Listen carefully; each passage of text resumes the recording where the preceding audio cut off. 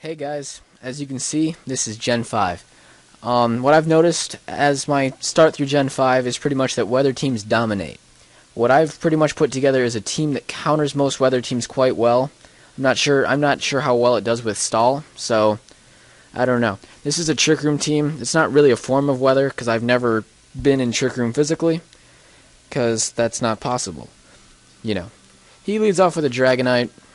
I'm not very sure on what he's going to do here, so I'm just going to lead off with the Ice Beam on Porygon 2. Because if he really stays in, Ice Beam's going to do quite a bit, even though he's quite bulky. I'm going to Ice Beam, and the Victini gets the hit, but he gets Freeze Hex, so he's frozen solid. I get a free turn to set up Trick Room, and then switch out. As I switch out, I decide to go into my special attack sweeper. This is a Renkarusu with Life Orb, and it's got the ability called Regeneration, which gives it 1/3 HP whenever it switches in.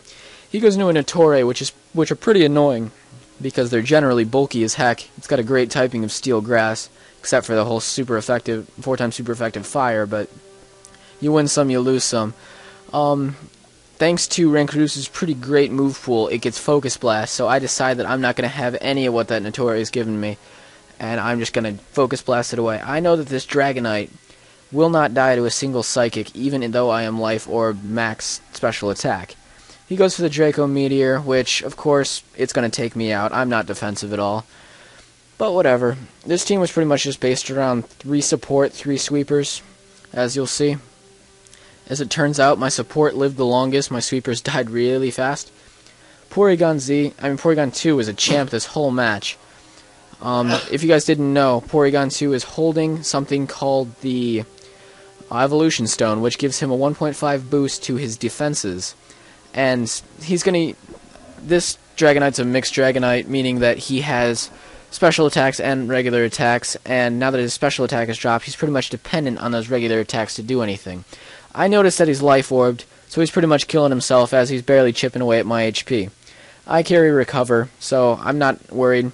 This turn I fear that he's going for something else, so I decide to, even though I'm at full HP, I'm just going to Thunderbolt him just to get rid of him. This Burungaru, this is a pretty good counter to my team.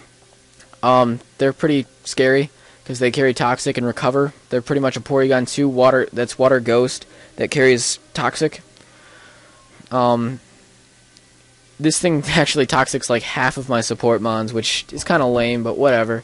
They live long enough. Kurimugan, which is translated, and it changed into Krimgan lately. I don't really know. It's a mold breaker. I could have the ability called Encourage, which boosts attacks with secondary effects, but I'd rather have the ability to Earthquake just about anything. As dimensions twist back to normal, I decide to go for the Outrage because it's Stab, and Krimgan has a pretty good base attack. Victini gets Death Foddered. Whatever. That's cool. He gets to see that I have a Life Orb, so he goes into Kajando, which I'm afraid of because I'm not sure what kind of Kajando it is. They could be Regeneration U-turn Kajandos, or they could be Reckless, and Reckless boosts their attacks with high recoil. So I'm a little scared of that here. I didn't really get to see what kind it was off the bat there, just because I know Krimgan's got pretty bad defenses. But as Dusclops receives that U-turn, and he takes it like a champ, I decide to set up another Trick Room. I knew that I could set up that free Trick Room there because Kajandos are fighting types, and pretty much most of their moves just don't touch Dusclops at all. The only thing that I have to be afraid of is Payback, which isn't an issue.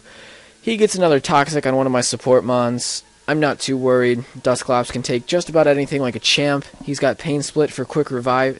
Not quick revive, I'm talking COD here. He's for quick HP. I decide he's going to get out of there so I can get some damage done to this Burungaru before he can recover all my damage off. He goes for Recover on the first turn here. I know that with Rapushin, I can Stone Edge him to death eventually because Hammer, Arm, Mach Punch, and Facade don't do anything to him. I'm a Guts Rapushin, which is a pretty great ability on this guy, who's special defensive bulky, as you'll see here. He just absorbs his hit quite well. This guy's pretty much EVs are in HP, special defense, and attack, straight up. He can pretty much absorb most special attacks at least one of them. I go for the second Stone Edge there to take out the Burungero. The reason why I have Stone Edge is because it pretty much can take out anything that I'm afraid of in 1 to 2 hits, thanks to its high crit rate and thanks to Guts with its great 1.5 multiplier. I go into Dustclops, knowing that if he goes for the high jump kick or the fake out, either the high jump kick will do a ton of recoil to him or the fake out just won't touch him. So he goes for the high jump kick, it misses, he slams into the ground. So that pretty much sucks for him. He gets a ton of his own damage done to himself. He goes for the payback here, which I didn't see coming at first, but I take that really well, seeing as Dustclops also has a great base defense, plus the Evolution Stone just makes him a huge wall. I go for the Pain Split, expecting to switch out. Pretty much I'm death fodder here, so I'm not afraid to switch out. I fear that he's going to go for another payback here. I know that I can take that with Slowking decently well.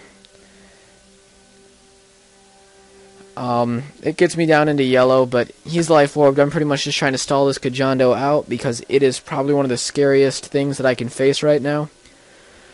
I still have Trick Room up, but I'm just kind of switching around to see what I can bring this thing down to. I know it's going to go for the U-turn this turn to take out my... Well, it's going to try to take out my Slowking there. I know that Porygon 2 can absorb that hit just like a champ. Kajando gets brought down to maybe like -6 HP. Zoroark comes out. I'm not too sure about Zoroark because this is one of my first black and white battles. I'm a little scared of those guys. I didn't know what it was. I'm just happy it didn't come out disguised as something else. The other match I had one transform into a Hippowdon, and it used Nasty Plot, and I was like, what the balls is that? I go for the Thunderbolt after I Trick Room, knowing that I get the free attack off before he Death Fodders me. I'm not too worried about that. Porygon 2 did its job this match. He tanked. Rabushin comes in. I'm going to go for the Mach Punch just in case he's got some priority that I've never heard of. I'm still learning all the moves, all the new moves from Gen 5, so bear with me if I pronounce something wrong, say something wrong, or say something wrong about something. I'm trying. I go for the Mach Punch again just in case he's carrying Fake Out.